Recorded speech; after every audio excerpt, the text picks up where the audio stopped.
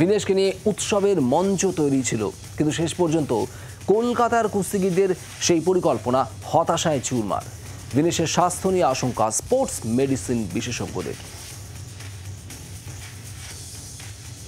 সকাল থেকেই কলকাতা মুখিয়েছিল বিনেশ ফোগাটের পদক নিয়ে উচ্ছ্বাস করার জন্য, কিন্তু বেলা বাড়তেই বিনেশের প্রতিযোগিতা থেকে বাতিল হয়ে যাওয়ার খবর আসতেই মুষড়ে পড়ে কলকাতা।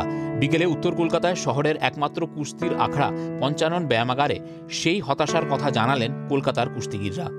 খুব মনে আনন্দ ছিল আজকে আমরা সোনা পাবো, সেই আনন্দে সবাই আমরা প্ল্যানিংও করেছিলাম, এরপর আমরা একটা সেলিব্রেট করব, সেইটা সেলিব্রেট হতে পাইনি। কি বলবো, অনেক দুঃখ। তো আমার সেরকম কোনো বলার ভাষাই নেই যে 100 গ্রামের জন্য একটা অলিম্পিক ফাইনাল আমাদের পদক মিস করলাম, সেটা গোল্ড হোক বা সিলভার। আমরা অনেক আশা নিয়ে বসেছিলাম যে কালকে রাত পর্যন্ত আমরা যখন সেমিফাইনাল ম্যাচ দেখলাম, আমরা প্রথম বাউট থেকেই উচ্ছ্বসিত ছিলাম যে ভিনেশ ফোগাটের হাত ধরেই ভারতবর্ষে সেই গোল্ড মেডেল হোক বা সিলভার মেডেল হোক, আচ্ছা আমরা 100% শিওর ছিলাম। অন্যদিকে ওজন কমানোর জন্য যে পদ্ধতির মধ্যে দিয়ে যেতে হয়েছে বিনেশকে, তা নিয়ে রীতিমতো আশঙ্কায় স্পোর্টস মেডিসিন বিশেষজ্ঞ।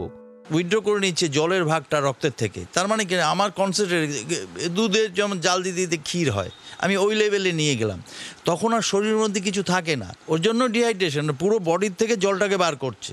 আমি একটা জিনিস বলবো, মেডেল পাইনি, সবাই হাফ উত্তেজ করছি, গোল্ড পেতে পারতাম, সিলভার পেতে পারতাম, থ্যাংক গড মেয়েটা বেঁচে আসবে। বিনেশ 100 গ্রামের জন্য তিনি অলিম্পিকের পদক হাতছাড়া করেছেন, ব্যথিত ভারতবাসী। কিন্তু সেই সময় মহিলা কুস্তিগিররা কিন্তু সেই দুঃখ বুকে নিয়েই আগামীতে ভারতবর্ষকে পদক দেওয়ার জন্য একদম অনুশীলনে ব্যস্ত।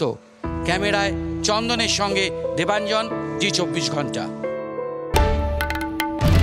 বাংলার আওয়াজ, বাঙালির আবেগ, জি 24 ঘন্টা।